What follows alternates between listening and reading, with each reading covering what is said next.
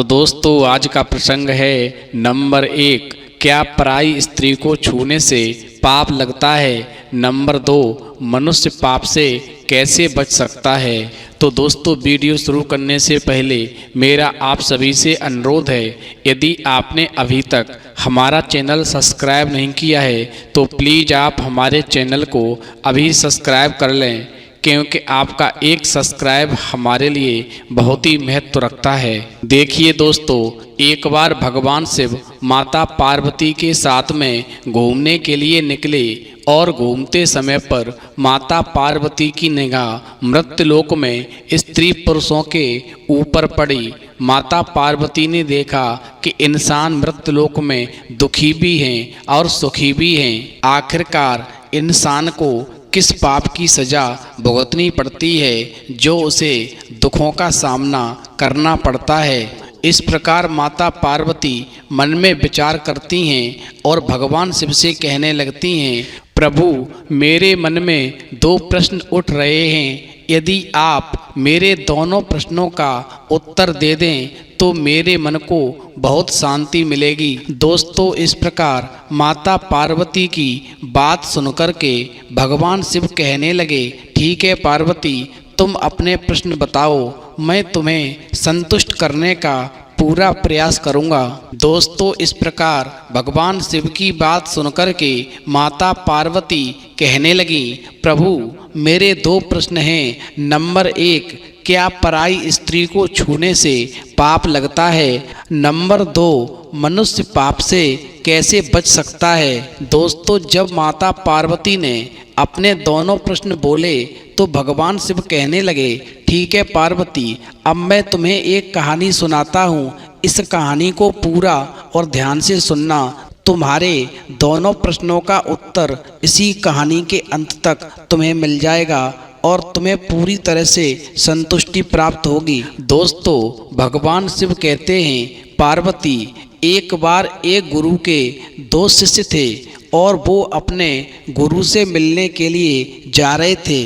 अब होता क्या है, पूरे दिन का सफ़र था, चलते चलते रास्ते में एक नदी पड़ी तो उन दोनों शिष्यों ने देखा कि उस नदी में एक स्त्री डूब रही है। उधर उन दोनों शिष्यों को गुरु ने शिक्षा दी थी कि कभी भी स्त्री को स्पर्श नहीं करना है, स्त्री के स्पर्श करने से पाप लग जाता है। दोस्तों भगवान शिव कहते हैं, पार्वती जब उन दोनों शिष्यों ने उस डूबती हुई स्त्री को देखा तो उनमें से एक शिष्य कहने लगा, हमें गुरु ने मना किया है, कभी भी पराई स्त्री को स्पर्श नहीं करना चाहिए, हमें धर्म की मर्यादा का पालन करना चाहिए। स्त्री डूब रही है तो डूब जाए, हमें क्या लेना देना, हमें तो अपने गुरु को दिया हुआ वचन पूरा करना चाहिए। दोस्तों भगवान शिव कहते हैं, पार्वती पहले शिष्य ने तो उस स्त्री को डूबने से बचाने के लिए मना कर दिया, लेकिन दूसरा शिष्य जो था वो अत्यंत दयावान था। उसने कहा, तुम्हें नहीं बचाना है तो ठीक है, तुम मत बचाओ, पर मेरे होते हुए ये स्त्री इस तरह डूब करके मरे, यह तो मैं सहन कभी नहीं कर सकता। दोस्तों भगवान शिव कहते हैं, पार्वती जिस समय पर वो दूसरा शिष्य पानी में कूदा और उस दूसरे शिष्य ने डूबती हुई स्त्री को पकड़ लिया और कंधे का सहारा देकर के किनारे पर ले आया और उसके प्राणों की उसने रक्षा की। उधर जब स्त्री के प्राण बच जाते हैं तो जो पहले वाला शिष्य था जिसने स्त्री को डूबने से बचाने के लिए मना कर दिया था, वो दूसरे वाले शिष्य की आलोचना करने लगा और रास्ते भर कहता रहा कि मैं जाकर के गुरुजी से कहूँगा कि आज तुमने मर्यादा का उल्लंघन करके बहुत बड़ा पाप किया है। दोस्तों भगवान शिव कहते हैं, पार्वती इस प्रकार से जो पहला शिष्य था वो दूसरे शिष्य को रास्ते भर परेशान करता रहा कि आज तो तुमने बहुत बड़ा पाप किया है, गुरुजी के दिए हुए वचन को भी तुमने तोड़ दिया, तुमने गुरुजी का दिया हुआ वचन नहीं निभाया।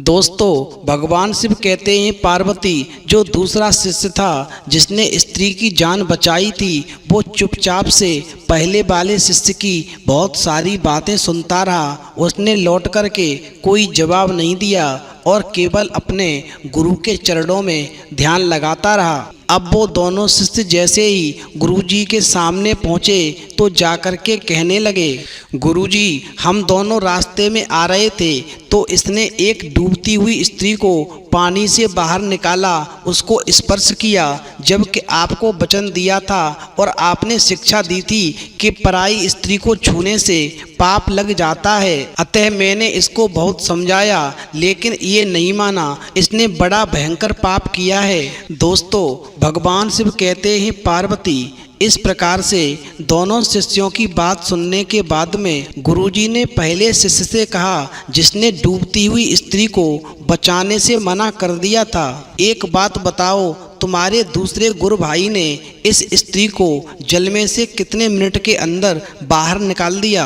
दोस्तों, भगवान शिव कहते हैं पार्वती गुरुजी की बात सुनकर के वो पहला शिष्य कहने लगा, लगभग गुरुजी इसने 15 मिनट तक उस स्त्री को स्पर्श किया, इसको निकालने में लगभग 15 मिनट लग गए। तो गुरुजी कहने लगे, अच्छा एक बात बताओ, इसने 15 मिनट तक स्पर्श करके उस स्त्री को डूबने से बचाया और नदी से बाहर ले आया, मगर इस घटना के बाद में तुम दोनों को यहाँ तक आने में कितना समय लगा। दोस्तों, भगवान शिव कहते हैं पार्वती पहला शिष्य कहने लगा, गुरुजी लगभग 6 घंटे लग गए, हम आपके पास तक पैदल सफ़र करते हुए आ रहे हैं। अब पहले शिष्य की बात सुनकर के गुरुजी कहने लगे, अब तुम एक बात बताओ, इसने तो केवल 15 मिनट ही स्त्री को अपने कंधे पर रखा और उसकी जान बचाई, लेकिन तुमने तो उस नदी से लेकर के और हमारे पास तक आने में जो 6 घंटे का सफ़र तय किया है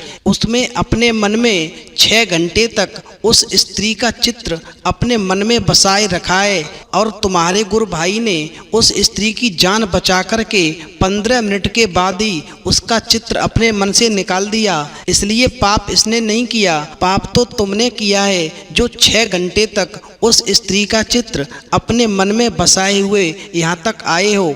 मैंने कहा था कि पराई स्त्री को छूने से पाप लगता है, लेकिन मैंने ये नहीं कहा था यदि किसी की जान जोखिम में हो और यदि तुम्हारे बचाने से किसी की जान बच जाए तो वो पाप नहीं होता, वो बहुत बड़ा पुण्य होता है, उसका फल इस लोक में और परलोक में दोनों में मिलता है।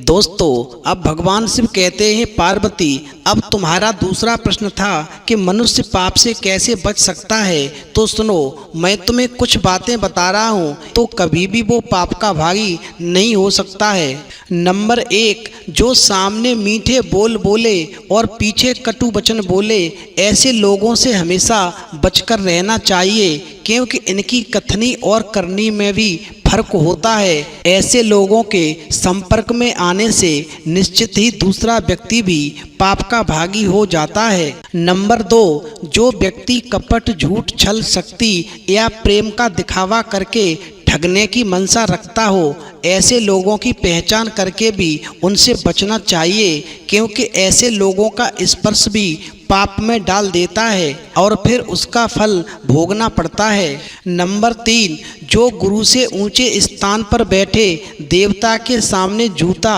और छतरी लेकर के जाए, बड़ों का अपमान करे, धर्म की आलोचना करे, ऐसे निंदक व्यक्ति से हमेशा दूरी बनाकर रहना चाहिए। ऐसे लोगों के स्पर्श से दूसरा व्यक्ति भी पाप का भागी हो जाता है और उसे पाप का फल निश्चित भोगना पड़ता है। नंबर 4, ऐसे बहुत से लोग हैं जो अपना जीवन पशु के समान जी रहे हैं। इंद्रिय सुख ही उनके जीवन का लक्ष्य है। सांसारिक इच्छाओं को पूरा करने की चाहत रखने वाला प्राचीन संदर्भ में देव सेवा व शास्त्रों के ज्ञान से वंचित, धार्मिक दृष्टि से प्रयाग में रहते हुए भी स्नान न करने वाला ऐसा व्यक्ति पशु समान होता है और ऐसे व्यक्ति के संपर्क में आने से दूसरा व्यक्ति भी पाप का भागी होता है। अतः ऐसे व्यक्तियों से हमेशा दूर रहना चाहिए।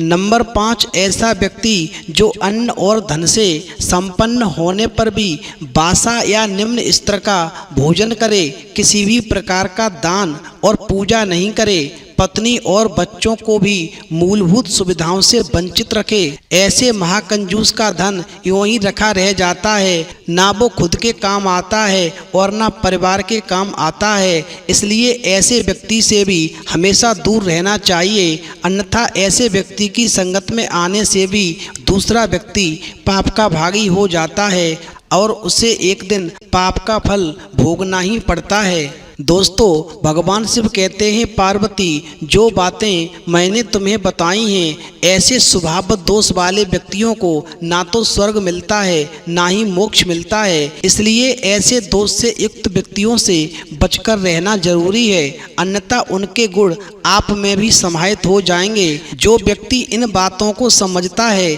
और धर्मयुक्त आचरण करते हुए जीवन व्यतीत करता है, उसके जीवन में कभी भी संकट नहीं आता। ऐसा व्यक्ति सपरिवार सहित हमेशा सुखी जीवन व्यतीत करता है और जो इन बातों के विपरीत रहता है वो जीवन भर हमेशा दुखों का सामना करता है। ऐसे व्यक्तियों के पास में, ऐसे परिवार में कभी भी लक्ष्मी का वास नहीं होता। तो दोस्तों, इस प्रसंग से हमें ये सीख मिलती है कि इस प्रकार के व्यक्तियों से हमेशा दूरी बनाकर रहना चाहिए, अन्यथा की स्थिति में जीवन भर दुखों का सामना करना पड़ेगा, कभी सुख के दिन नहीं आ सकते और पाप का फल एक दिन भोगना ही पड़ता है। तो दोस्तों, यदि आपको हमारी वीडियो पसंद आई हो तो प्लीज़ आप हमारे चैनल को अभी सब्सक्राइब कर लें, क्योंकि आपका एक सब्सक्राइब हमारे लिए बहुत ही महत्व रखता है। तो दोस्तों, इस वीडियो में इतना ही, फिर मिलेंगे एक नई वीडियो में नए प्रसंग के साथ। तब तक के लिए जय श्री राधे, जय श्री कृष्णा।